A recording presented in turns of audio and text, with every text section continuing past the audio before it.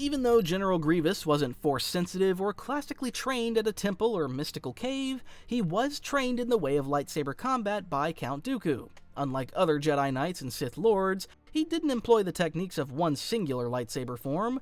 Instead, he used an adaptable technique that used bits and pieces of each form depending on the enemy he was facing.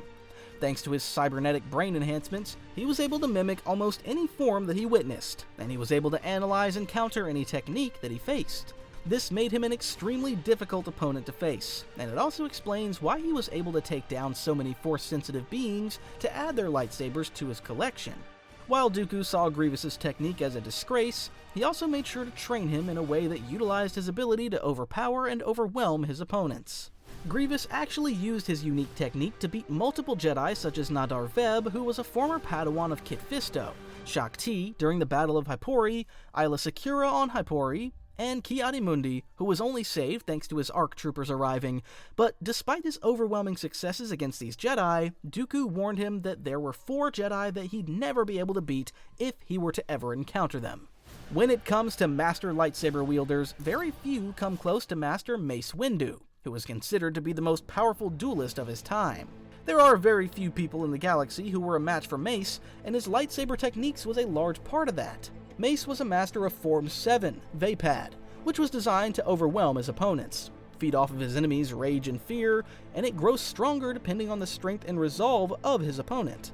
This alone would make his lightsaber form the perfect weapon against Grievous, who was fueled by rage, violence, and terror. So the more frustrated, violent, and angry Grievous became, the more powerful Mace would become.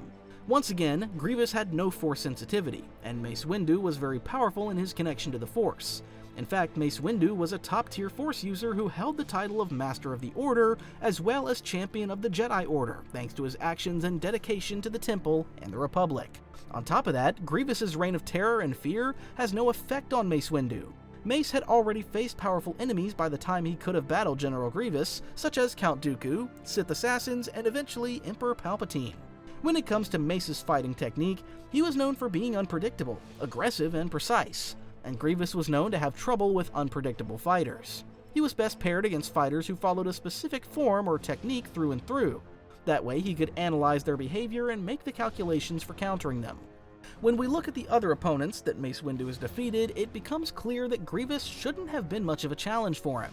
He faced Count Dooku, who was the one who trained Grievous in the first place, and even Dooku had admitted that Mace was one of the few Jedi who could have defeated him. While Jango Fett wasn't trained as a Jedi or Force-sensitive being, he was also known to be a fierce opponent for Jedi Masters, and Mace was able to defeat him whilst in the middle of an entire active arena battle. Finally, Mace was able to best start Sidious in fair one-on-one combat, and Sidious was more powerful than any other Sith or Separatist fighter ever. The fact that Mace was able to defeat him proves that Grievous wouldn't have been an issue at all. Another reason Mace would have had the edge on Grievous is the fact that he was able to tap into his emotions without diving into the dark side of the Force. Most Jedi were forced to lock away their emotions without the ability to access them during lightsaber fights, and this meant that Grievous was able to corrupt their focus during the fight to make them disconnect from the Force. Mace Windu, on the other hand, could commit fully to lethal force and intent, since his lightsaber technique allowed him to do so. Vaapad let Mace Windu channel his aggression and darkness in a way that allowed him to keep control of his own emotions without falling to the temptation of the dark side. He was able to turn his opponent's rage into fuel for his own fighting stamina and needs. But this technique required an absolute level of self-control that many Jedi were never able to reach, even after a lifetime of practicing the Jedi arts. With this technique, Mace learned how to redirect the hatred inside himself instead of giving into it.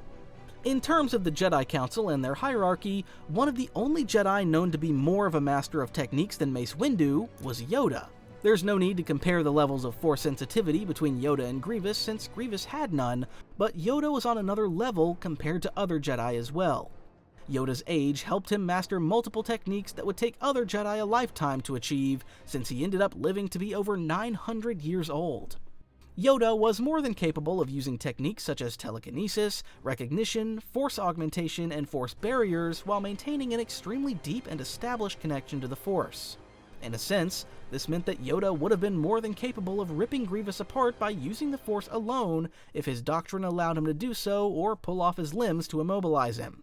This sorta makes you wonder why he wasn't the one to go after Grievous to begin with. The only reason that Yoda and Mace Windu weren't the ones to go after Grievous is because they were needed elsewhere. Palpatine split the Jedi up intentionally as a way to keep the entire Order preoccupied while he hatched his schemes.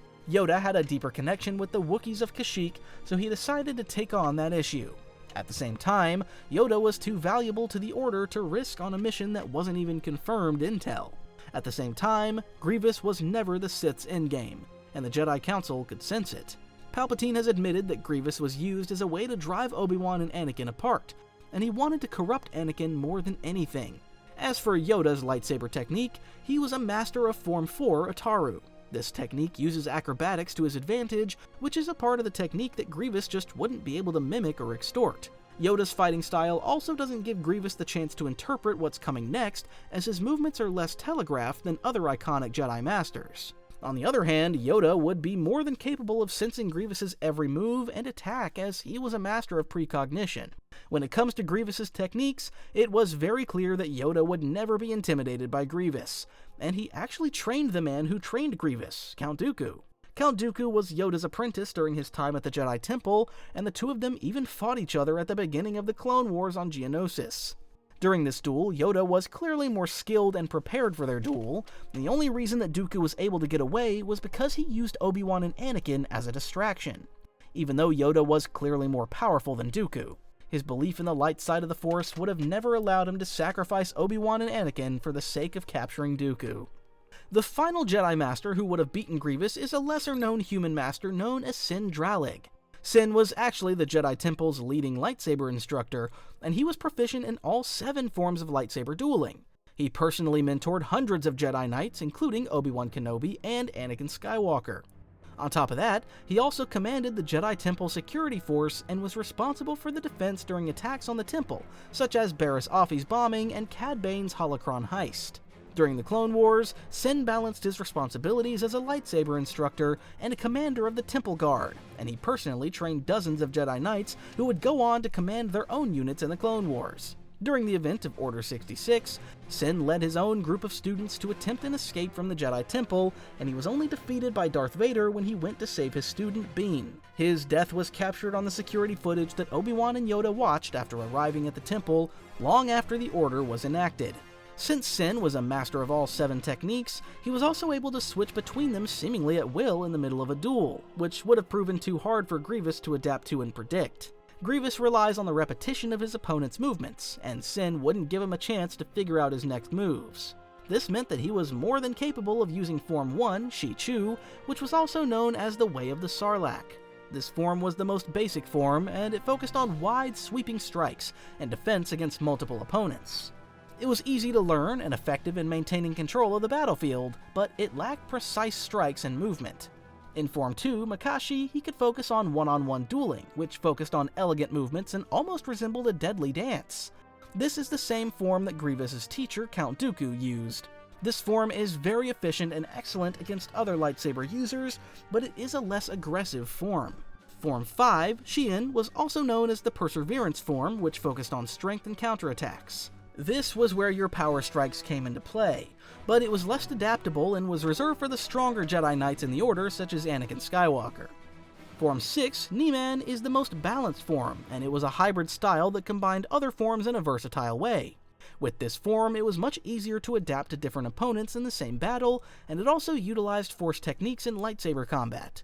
Generally, this form is not specialized enough for top-tier dueling, but Dralig was a hybrid master. While Sin wasn't as attuned to the Force as Yoda, he was still well-versed in battle precognition, enough so that he could easily predict Grievous's next moves and plan his own offense and defense accordingly. Dralig also had heightened speed and reflexes that made him an opponent who was difficult to keep up with. Dralig was actually trained to handle multiple opponents simultaneously, which means Grievous's usual overwhelming techniques wouldn't work for him, and Dralig wouldn't have had a problem dealing with the General's multiple arms. Going back to Grievous's need to utilize fear and intimidation, Dralig was too disciplined and focused to have his connection to the Force weakened or undone. ObiWan Kenobi is a clear winner for this category since he's the one who defeated him in the first place. Obi-Wan and General Grievous ran into each other on multiple occasions, and each time Grievous managed to escape at the last second. The two of them fought each other on multiple occasions, but one of their most intense battles was on Hypori, where Grievous had already defeated multiple Jedi, and he managed to embarrass Obi-Wan and Anakin before they retreated. During Season 1 of the Clone Wars series, Obi-Wan fought Grievous on the Malevolence, and their fight ended in a stalemate on top of a moving train. After that, they fought on Kamino, where the Separatists were invading the cloning facilities in 21 BBY, but this battle ended with Grievous escaping in his personal starfighter. In that same year, Obi-Wan boarded Grievous' ship to rescue Master Eth Koth, but once again, Grievous escaped to the surface of Seleucami. It wasn't until their battle on Utapau that fans finally got the answer to the question, could Obi-Wan defeat Grievous in a one-on-one battle? By all means, Grievous was more than capable of handling his own against Obi-Wan, and he even had Obi-Wan in a dire situation when they fought on the landing pad. At the beginning of their fight, Grievous thought that he could use the same techniques that had worked against other Jedi, where he essentially just overwhelmed them with his 4 appendages. But Obi-Wan was more than able to even the odds as he cut off 2 of his hands. Because of Grievous' push, Obi-Wan was forced to spend most of the fight on defense, and he was forced to reanalyze how he approached this opponent. Obi-Wan's signature lightsaber form was the third one, Soresu. This was a purely defensive form which focused on tight blade control, minimal movement, and perfect timing. Originally, this form was made for deflecting blaster bolts, but it was later reworked to function in lightsaber duels. With this technique, Obi-Wan's blade was always on the shortest and most direct path to its target with less wasted space and energy. Typically, this form would cause his opponent to wear themselves out without him having to put out much energy of his own, but with Grievous, this wasn't the case since his stamina was superb. During the first half of their duel, Obi-Wan seemed to have the clear upper hand, but they're soon interrupted by clone troopers who attack the surrounding droids. After catching up with Grievous, Obi-Wan seems to have clear trouble facing him on the landing pad, and he ends up hanging off of the edge. Little did Grievous know that being stuck in this hanging position was really Obi-Wan's specialty, since he was in a similar position when he killed Darth Maul, and in the end, Obi-Wan has to break with his own tradition and uses a nearby blaster to shoot Grievous' exposed heart. If the two of them were forced to stick to duelist rules, there's no telling who would have truly come out on top, but Obi-Wan's quick thinking is part of what gives him an edge against the Kaleesh General. Another key part of Obi-Wan's technique is his ability to stay calm. Grievous was taught to utilize his ability to taunt and intimidate his opponent. Usually this would allow him to get inside his opponent's head so that they got distracted and disconnected from the Force long enough for him to exploit their weaknesses. Obi-Wan was exceptionally calm and composed, and this allowed him to maintain his connection to the Force in a way that kept Grievous from finding an opening of weakness. While Grievous was a tactical predator who resorted to brute force, Obi-Wan was able to read patterns and adapt beyond his lightsaber. Even though he looked down on blasters, he understood that the only way he could win at the end of their battle is if he were to adapt and use his environment and other weapons. In the end, Obi-Wan was just too calm, collected, and smart for Grievous.